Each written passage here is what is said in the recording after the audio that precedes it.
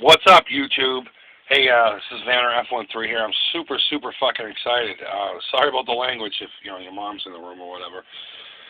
I promise not to post video on every little step of the way, but I had to post this one to show off something here real quick. Now, mind you, this is what I used to paint the guitar with.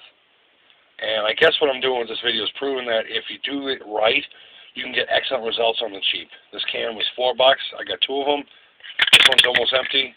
This is the Valspar. It's a berry color. Almost like flavor. Like I'm going to eat this shit, right? Yeah, I mean, you do it right, and you get good results. You can't really see what the color is because, again, I'm using my cell phone, and I'm too cheap to go out and get an actual digital camera that'll do this properly. Maybe someday. Who knows? Maybe if I really get into this YouTube stuff. But, I mean, if you can see, let me get into the light here. It's smooth.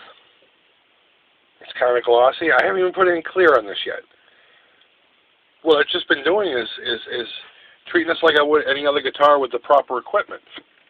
I've been, excuse me, I get the hiccups now. A couple of good coats, flat sanding it, brushing, blowing it off with some air, and then repeating that process for about 4 or 5 coats. And then I wet sanded it down to about 1200 grit.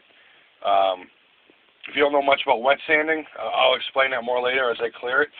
If you can't wait that long, go to Ronald's Music Factory. He's got an excellent video on there. It's kind of a tutorial. I think it's called Why to Wet Sand. I don't remember exactly what it was called. But you'll find it in there. It's in his ESP guitar project that he'd done. But wet sanding does wonders for paint jobs, especially when you start clear coating.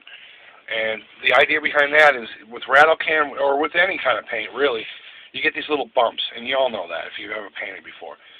And what that does is you just lightly go over the top, barely touching it, and it just kind of smooths off those bumps. It levels them down to the main finish, I guess you would call it, and just makes everything flat. Now, I know I shouldn't do this. I'm going to kill myself. I'm going to punch myself later for it, but it makes everything smooth and glassy. And again, there's no clear in this. Just rattle can.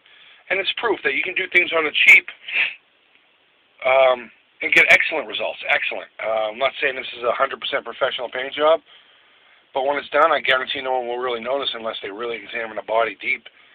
And just a few things here and there. I didn't prep the wood the greatest. I mean, there's a few little dings that I overlooked. I'm not stressing it. Paid $30 for the guitar.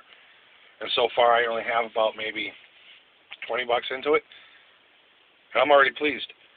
Now it's just a matter of whether or not I want to buy a new neck for it, which I do. I want a maple fretboard for this because I think the maple on the red body will look awesome.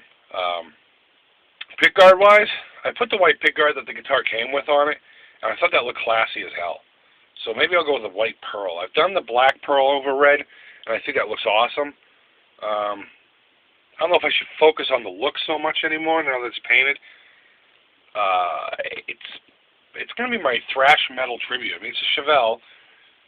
It's not the Charvel that, would have had back then, but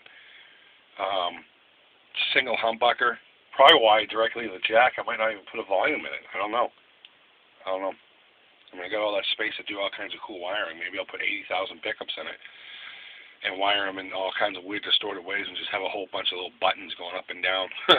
Who knows? I mean, you can do anything you want. But I guess that's about it. This little quick video showing you the paint job is turning into a 5-minute deal, so I'll just kind of wrap it up. Again, Ronald's Music Factory, good guy. Sorry I keep mentioning him. Pimping him out. He's a great guy. He's the one who got me motivated to do all this stuff. I haven't talked to him in a while, but he's a good guy. Go check him out. He's got a whole bunch of good stuff over there. He's got smokers. He's got chili. He's got treats from other countries that people are sending him that he's describing. Of course, guitar, music, bluegrass. He's doing a lot of really cool bluegrass stuff. Go check him out. He's a good guy. Tell him I sent you. All right? And I guess that's it, guys. Look at it. Ooh, let's see if we can. Hi. All right, guys.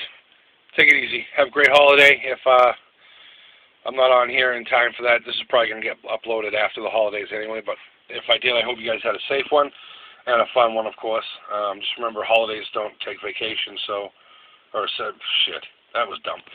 Accidents don't take vacation. So be safe. Jesus. Okay.